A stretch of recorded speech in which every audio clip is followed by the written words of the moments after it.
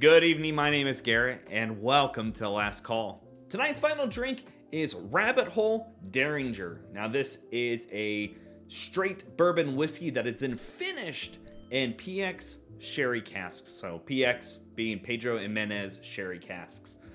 This is a Kentucky-based whiskey that is coming out of Louisville and comes in at a pretty solid 46.5% ABV. Now, the interesting thing about Rabbit Hole is they're actually doing some pretty cool things out of their distillery. A couple of the big notes that they tote around is they're never chill filtered, so you're going to get a little bit stronger flavors out of here than your chilled normally. Some notes come out better in non-chill filtered. The casks that they use are toasted and charred. The other big thing is that they are extremely small batch. According to never more than 15 barrels harvested. Don't know really quite what that means on what do you deem as harvested barrels. Like, are they saying an hour, a day? I don't know. They don't really tell us much. But the story behind the Dareringer specifically is the founder, this is kind of his tribute to his wife, in getting him into bourbons. He was a big Scotch drinker, and this is just his little love note to that. Again, we don't really know much else about Rabbit Hole. They've got a few of those kind of interesting tactics, but they also have some other things that we don't know about. We don't know age, and which is fine. No age statements I'm not against that. And then we don't know how long it's actually been finished in those PX sherry casks. So two questionable things here. As we see, this was actually a gold medal winner at the World Wine Spirits in 2017. Been a few years. First of all, let's look at that bottle, because that bottle is really uniquely shaped. Definitely stands out on a bar scene. You have their iconic rabbit on the front here. Beautiful looking cork on the top. Got that solid wood cap on there. Love the look of it. Love the shape of the bottle. So as always, we're going to be trying this two different ways. First way meaning being neat, no ice, no water. Second way, we'll add a little bit of water, see if anything changes up. Now, I'm a big fan of things finished in sherry casks. I just always have been. I love the notes that come across. Going specifically PX sherry is interesting. That means that they probably tested out several different sherry casks and landed on this one fitting the best profile for it. So beautiful dark color there. Again, we don't know how long they've been finished in those sherry casks. But boy, that is just a beauty of a color. Let's go for notes. It's very rich, very dessert-like. That sherry cask, I almost want to jokingly say that I feel like there was still some sherry sloshing around in that barrel, because it's just this beautiful, decadent, like chocolate note mixed in there with either some people say cherry. I'm going kind of more raspberry almost. It's like a mix between a cherry and a raspberry note on there. A little jammy quality, like those cherry cordials, where you get that kind of cherry in the center covered with chocolate, and you get that ooze, that bit of jam that's in there. You get a bit of vanilla. Just the slightest bit of oak in there as well from the barrels. It's just gorgeous smelling. It just got this decadentness to it. Very rich. Like a dark chocolate covered raspberry drizzle. Like I could live on that nose for a while and just take it in. Sweet. Like a jam sweetness to it.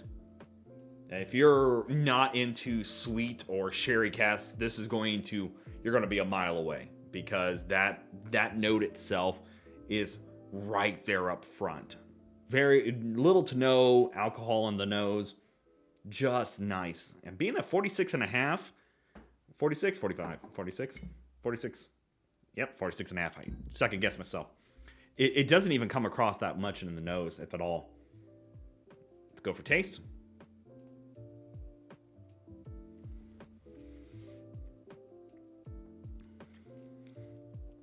Yeah.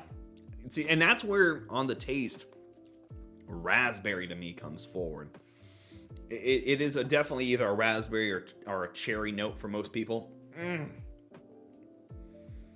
That cherry, it's just got this beautiful, dark, rich, fruity note. And again, you do get like a chocolate note in there too. It is beautiful. It is like a decadent dessert. You know, you go to a nice restaurant and they come around, you see that chocolate cake, and it's usually got just a bit of chocolate, like a mirror finish on top. It's got some fruit coming down the side, either through drizzle. Like, that's what this is. 110%.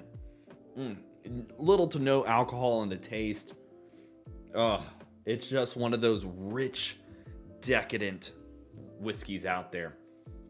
And again, I'm sure that they tried several different sherry casks on this one.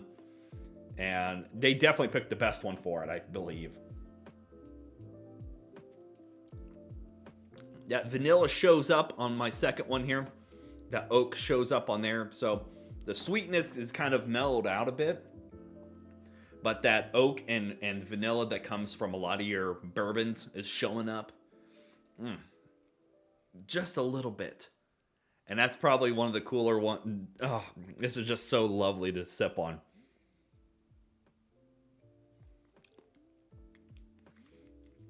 Yeah. There's just, and again, the more I keep sipping on it, it's less intense, decadent chocolate. And it brings you more of those standard bourbon notes to it. That bourbon whiskey note of bit of oakiness, bit of barrel in there. You get a bit of vanilla. You still get that bit of fruit on there, but it kind of morphs into more cherry than raspberry on the first taste. It's a lot of classic notes on that part, and that's a very interesting transition for it. It's just so good. I picked this up on a whim, and I was pleasantly surprised. Let's go for a little bit with the water. And again, I love the bottle. It makes it super easy to pour because of its shape, so it makes it easy to hold on to and pour with the little bit thicker lip on there. Got some water here. Just add a few drops.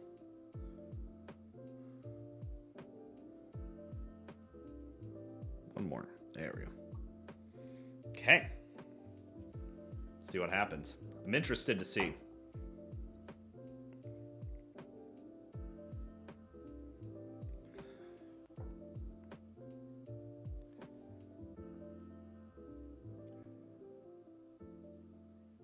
Actually, you get a lot less sweetness on here. The more the oakiness comes out, like of a standard whiskey. Yeah, I mean, again, that cherry decadentness is here. Not really here. More oak and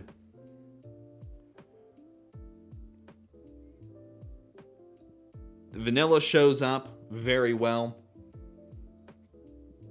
It becomes more standard bourbon on the nose. Let's go for taste.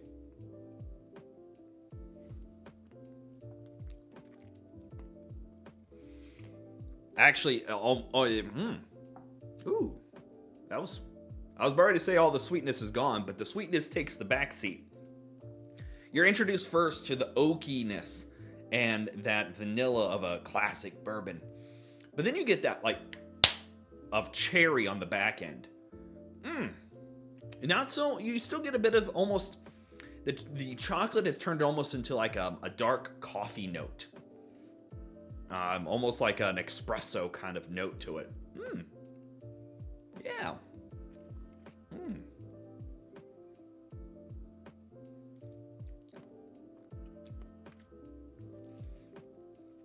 Yeah. Cherry.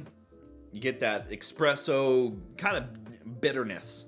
If you've ever had like straight black espresso, no cream, no sugar, no nothing, just took a big old sip of that. Sits right there on the palate.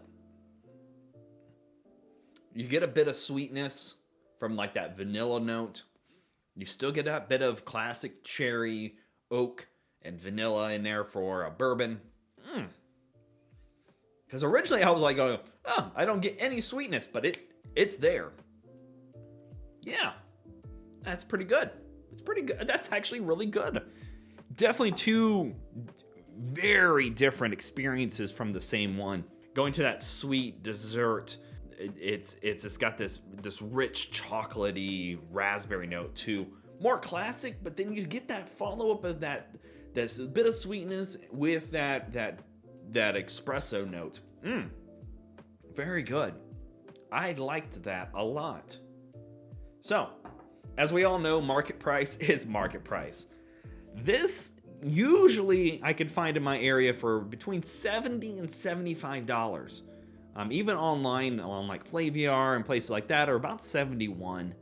I paid $75 for this bottle, and honestly, I don't know if it's quite worth that full $70.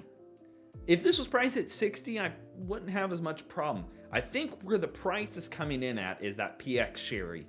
Being that they're naming Pedro Jimenez sherry casks means they're probably paying more for it and they're hoping to catch that name more. I think it's a little overpriced in that range for my market. I still think it's a great, interesting whiskey to sip on. Beautiful notes in there. I love it. It is very rich and it does great jobs with that. And again, adding that water in there turned it more to a standard, but still gave it some experience. Being that it's non-chilled filtered, it's at 46.5%. There's a lot going on with Rabbit Hole. I'm I'm going to be doing their rye, which that'll be linked up above and down below because I picked up a bottle of their rye.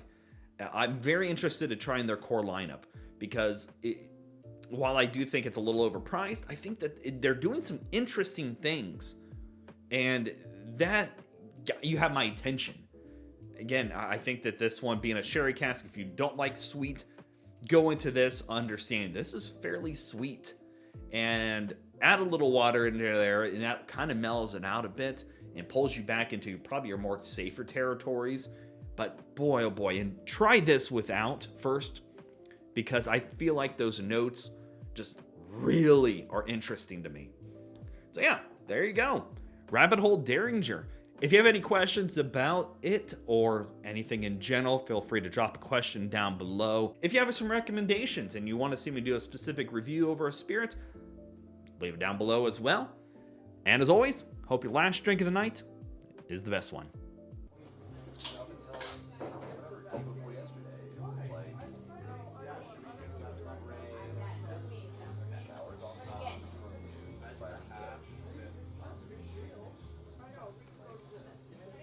You know, and I really like it might not.